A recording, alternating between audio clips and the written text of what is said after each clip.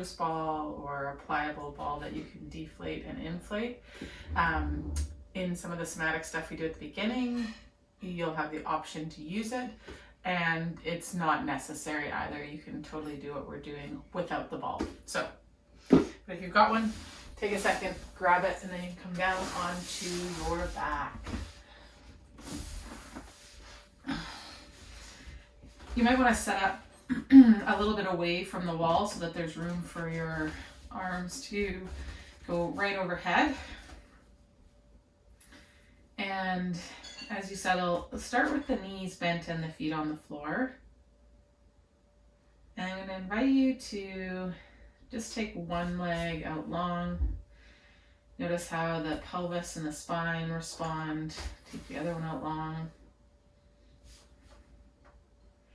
And then stand one foot up and then the other foot up. And just kind of notice how your pelvis and your spine respond. And then you can decide, do you want to be here for your initial body scan, or do you want to have the legs long? And wherever you end up, just take a second with the next few breaths to just feel the breath move through that midline channel.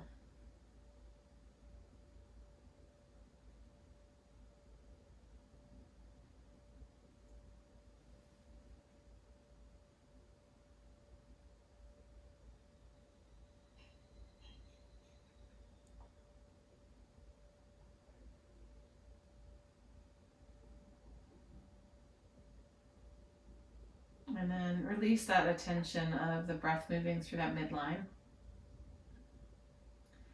And in your mind's eye, just draw your midline. So as if you're drawing a stick man. So draw that middle line in your mind's eye.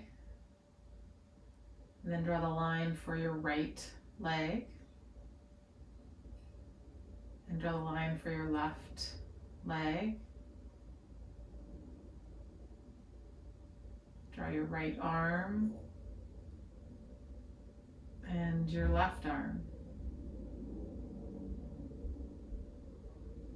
Just kind of look at the stick drawing, the 5 cardinal lines that you've drawn. And you may notice that some are darker or lighter, or some might be dashes or different colors. Just whatever stick figure you drew in your mind's eye of your body right now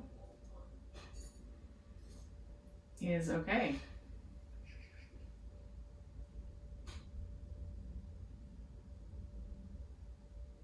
And then we're going to bring the left hand just to the left hip. And we're going to take the right arm, and just as we inhale, we're going to inhale it overhead.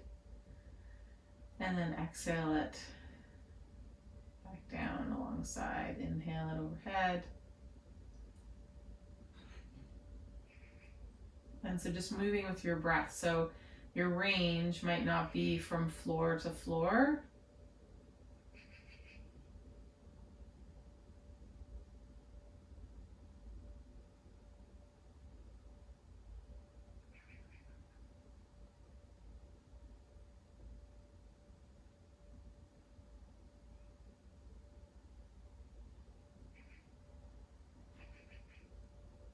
And then relax that right arm on the right hip.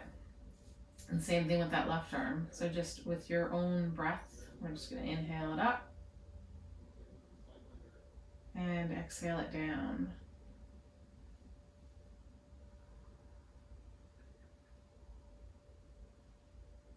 And again, just moving where your inhale and your exhale are, so you don't have to go from floor to floor. You're just going to move where your breath, the arm's going to go overhead as far as the inhale is, and come back down beside you as far as the exhale is. And following the next exhale, just bringing that left hand to the hip. And again, you might just notice what you notice here. You might, in your mind's eye, again draw this body as a stick figure. And then I want us to bring our attention to the area of the psoas, and the psoas is a long muscle that attaches on either side of our spine at the level of the diaphragm. So the diaphragm's all underneath the rib cage and attaches to the spine at the back, and it's sort of shaped like an umbrella. And the psoas on the right side is going to attach at that T12 vertebra, and then the next 6 vertebra all the way down to the top of the pelvis, and then it's going to cross in that the ilium. It rests right back, right along the pelvic bone, and then attaches to the leg. So it attaches spine to leg. And on the leg, it attaches really high up in the groin at the lesser trochanter. And we've got a psoas on each side of our spines, okay? And this isn't a stringy muscle. It's very dense, very fluid. If you were to think of sort of what the tissue might look like, if you've ever seen a tenderloin, that's sort of what our psoas is like. And so I want you to just conceptualize that right psoas. And what I want you to do is conceptualize it with your breath. So this sense of, as you inhale, the psoas kind of becoming a little bit taut, or like a lifting up off that back side of the body.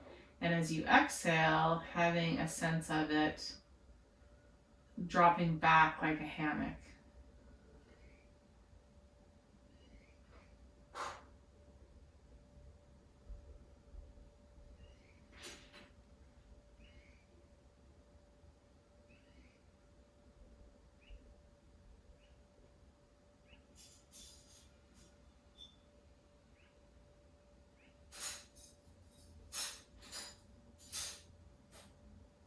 When the inter-abdominal pressure goes up, the psoas kind of lifts and gets a little more taut, and then as that inter-abdominal pressure goes down with the exhale, this sense of it kind of hammocking towards the mat and the spine and the back of the pelvis, okay?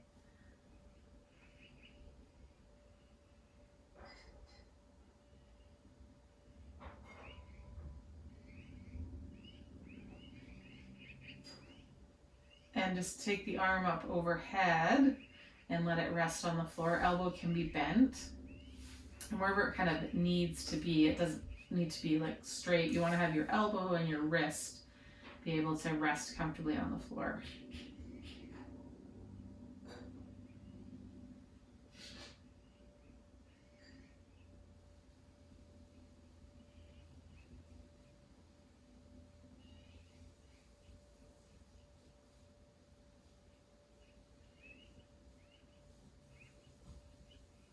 You might feel a little bit more weight or contact with the back of that body as you exhale on that right side.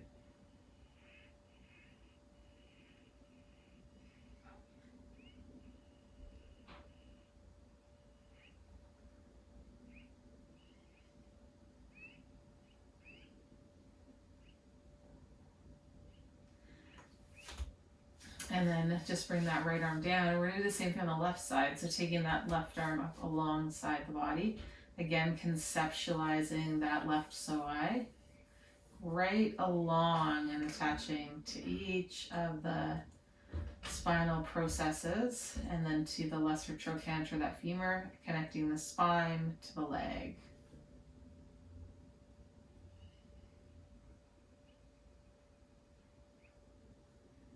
And just picturing that part of the psoas that passes from the bottom vertebra, which is going to be S1, to the greater trochanter. Again, when it inhales, there's like some tautness that comes to the psoas, and as you exhale, this excursion to the back of the pelvic basin and just letting it rest. And again, if you can't feel this, that's okay. Just see if you can conceptualize it. imagine it in your mind's eye.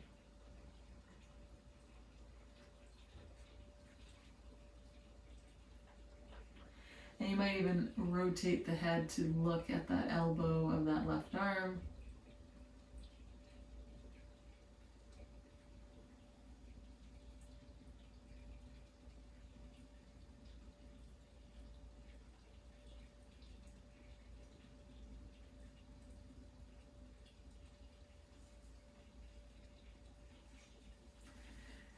And then come back center, bring the arms down by the side. Let's take one leg long and then the other leg long. Again, just notice how that is this time from the start of the class.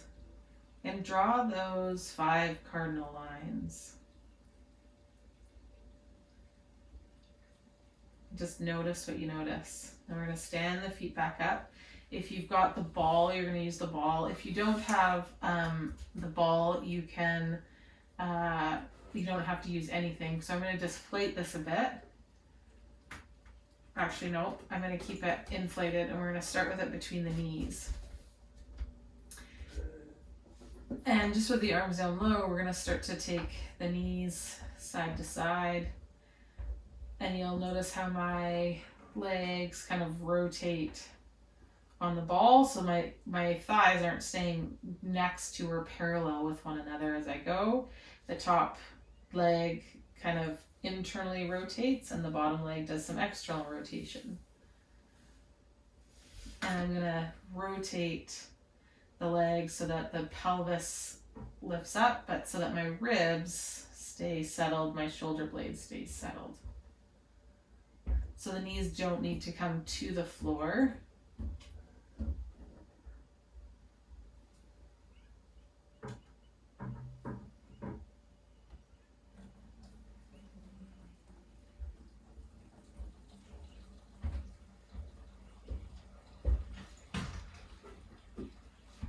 The next time I go to the left, I might extend that leg, left leg, and bring it back in. So I'm doing a little bit of a kind of a can kick as I go side to side.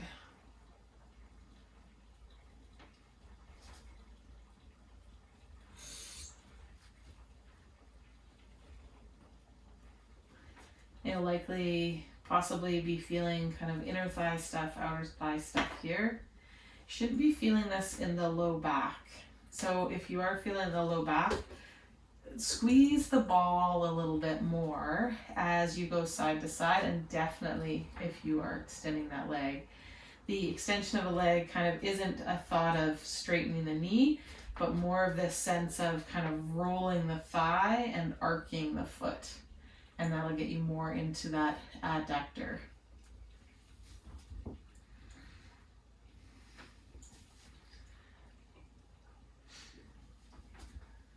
I'm going to start to turn my head away from what my legs are doing, or I might take them up top.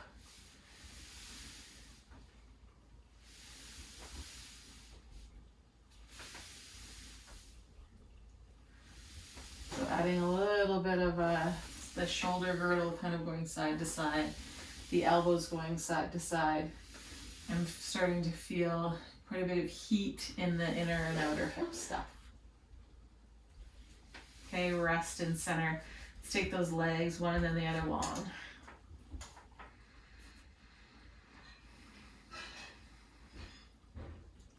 Okay, you're going to set the ball aside and then stand the feet up, and we're just going to extend one leg. And the leg doesn't have to be straight. If your hamstring back the leg stuff is prohibiting you, that's okay. So if the knee's bent, you're going to imagine that the crane is on the knee.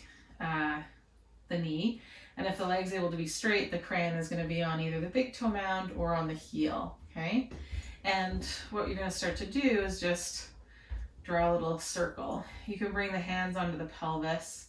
Ideally, we want to be stirring kind of the leg and the hip socket, and the pelvis being still as you can muster here.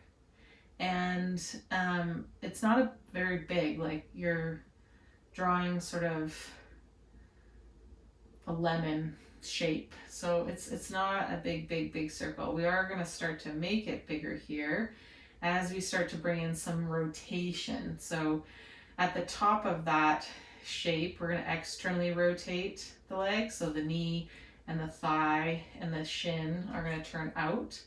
We're going to go down, internally rotate, come up the inside. So externally rotate, go around the medial side of that shape or the lateral side of that shape, internally rotate and come up the medial side.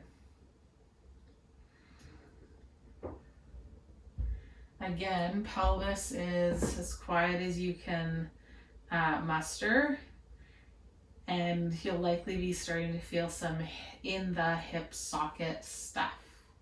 So rotate around that lateral edge, internally rotate, medial edge. And again, knee can be bent. We're still going to be creating this rotation of the femur bone. Okay, at the top, you're going to stop. This time we're going to externally rotate and go around the inside, internally rotate and come around the outside edge. So external rotation, medial edge of that shape, internal rotation, lateral edge.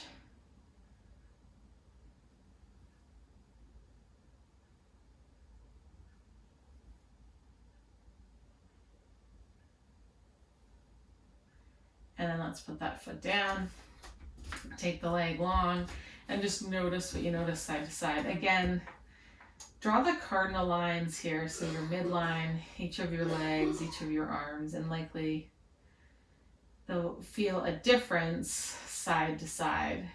And then let's stand those feet back up and either straight leg or bent leg, we're going to start to just circle that leg bone.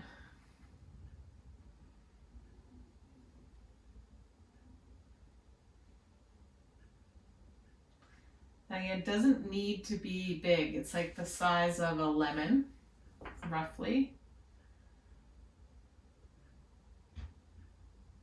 But starting to notice how much control and coordination we have over that leg, articulating in the hip socket. And then let's start to add some rotations. We're going to externally rotate, go around that lateral side, internally rotate, come up the medial side. So the circle will get bigger as we add this rotation.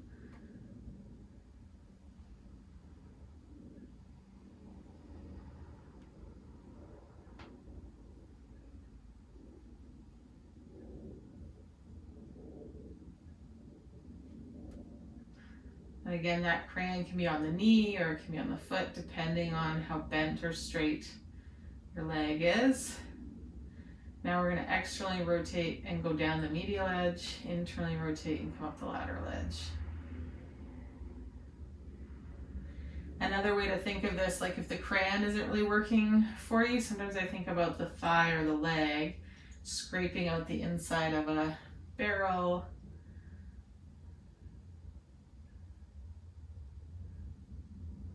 Two more.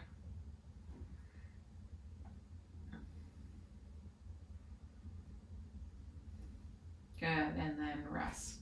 And let's take both those legs along and just notice what you notice. Again, you could draw those cardinal lines